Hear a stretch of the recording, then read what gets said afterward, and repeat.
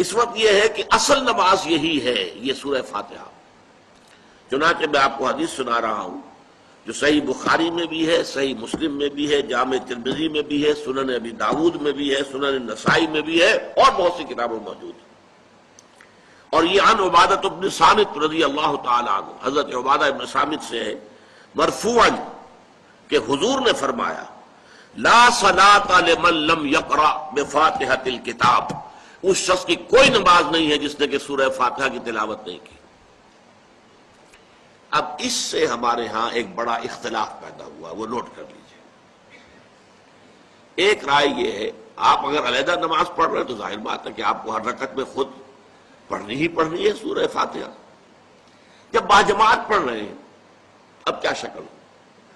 امام پڑھ رہا ہے سورہ فاتحہ تو کیا مقتدی کو بھی پڑھنی چاہیے؟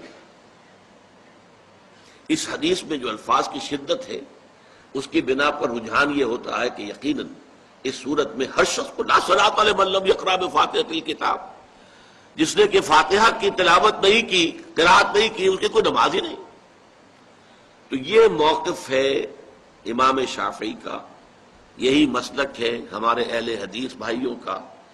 کہ آپ چاہے اکیلے نماز پڑھ رہے ہو، چاہے امام کے پیچھے پڑھ رہے ہو، اور چاہے امام جو ہے وہ جہری رکعت پڑھا رہا ہے اور چاہے سری رکعت پڑھا رہا ہے۔ خاموشی والی رکعت سورہ آپ کو معلوم ہے کہ نماز جو ظہر اور عصر کی ہے تو چاروں رکعتیں جو ہے وہ سری ہے، مغرب کے اندر آ کر دو جہری ہیں ایک سری ہے، عشاء میں آ کر دو جہری ہیں دو سری ہیں، سورہ اور نماز فجر کے اندر دونوں جو ہیں وہ جہری ہیں۔ تو چاہے جہری ہو چاہے سری ہو آپ کو بھی لازماً جو مقتدی ہے اسے بھی سورہ فاتحہ پڑھنی ہوگی۔ اب اس کے لیے انہوں نے یہ طریقہ جو ہے تلقین کیا ہے کہ امام تیزی سے نہ پڑھے، رک رک کر پڑھے الحمدللہ رب العالمین، اس کے بعد اتنا وقفہ دے دے کہ جو مقتدی ہے وہ بھی کہہ لے اپنے دل میں یا پڑھ لے الحمدللہ رب العالمین الرحمن الرحیم۔ تو یہ رک رک کر پڑھنا، خاص طور پر اگر آپ کو موقع ہوا ہو کسی اہل حدیث امام کی امامت میں نماز ادا کرنے کا تو آپ دیکھیں گے کہ بڑا فرق ہے۔ ہمارے جو حنفی امام الحمدللہ رب العالمین الرحمن الرحیم مالک یوم الدین ایاک نعبد و ایاک نستعین، چار آیتیں جو ہیں وہ بھی ایک ساتھ میں پڑھ جائیں گے، لیکن یہ کہ عام طور پر جو اہل حدیث حضرات ہیں وہ رک رک کر ٹھہر ٹھہر کر پڑھتے ہیں، ترتیل کے انداز میں پڑھتے ہیں۔ یا پھر دوسری شکل انہوں نے ایک اور کی ہے، یہ آپ سعودی عرب میں جب کبھی نماز پڑھیں گے اور آپ پڑھی ہو آپ نے تو وہاں آپ دیکھیں گے کہ امام جو ہے وہ سورہ فاتحہ پڑھنے کے بعد کوئی 1 منٹ جو ہے خاموش رہتا ہے تاکہ آپ اب جو مقتدی ہیں وہ اس وقفے میں وہ اب سورہ فاتحہ پڑھ لیں، پھر وہ قرات کرے گا، کوئی اور آیات اس نے شامل کرنی ہے تو بعد میں شروع کرے گا، درمیان میں وقفہ ہوگا۔ لیکن ایک مسلک یہ ہے، اور یہ مسلک جو ہے یہ در حقیقت قرآن مجید کی ایک آیت کے اوپر مبنی ہے۔ سورہ اعراف کے آخر میں فرمایا گیا وَإِذَا قُرِئَ الْقُرْآنُ فَاسْتَمِعُوا لَهُ وَأَنصِتُوا،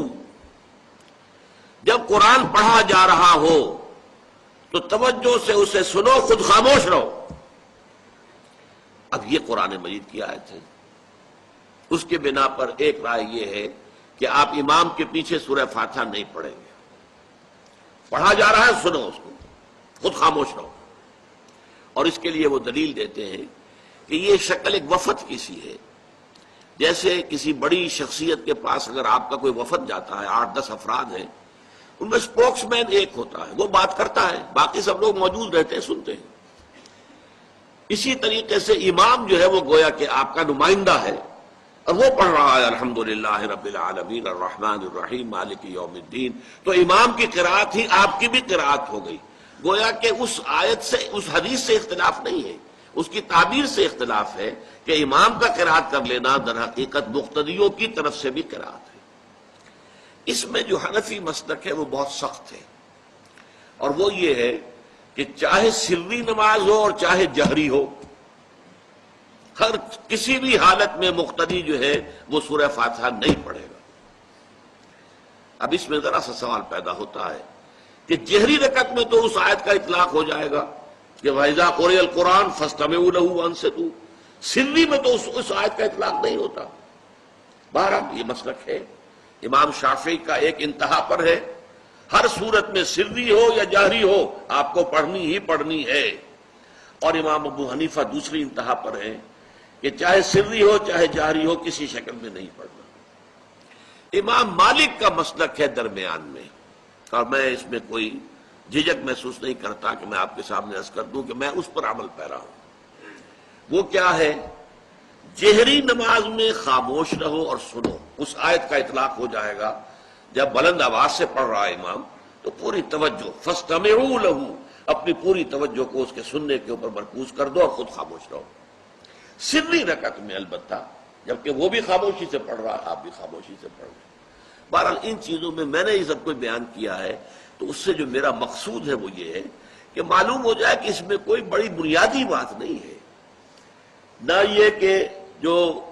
حنفی ہیں وہ اس حدیث کا انکار کرتے ہوں کہ لا صلاۃ لمن لم یقرأ بفاتحۃ الکتاب، کیسے وہ انکار کریں گے، اور نہ ہی کوئی جو حنبلی ہے یا اہل حدیث ہے وہ قرآن کی اس آیت کا اختلاف سے جو ہے وہ اختلاف کر سکتا ہے کہ اذا قرئ القرآن فاستمعوا لہ وانصتوا، لیکن یہ کہ اس کے پھر اس سے جو احکام کا استنباط ہے اس میں اختلاف ہو جاتا ہے، تو اس کو نہیں سمجھنا چاہیے کہ یہ کوئی بہت بڑی اہمیت والی بات ہے۔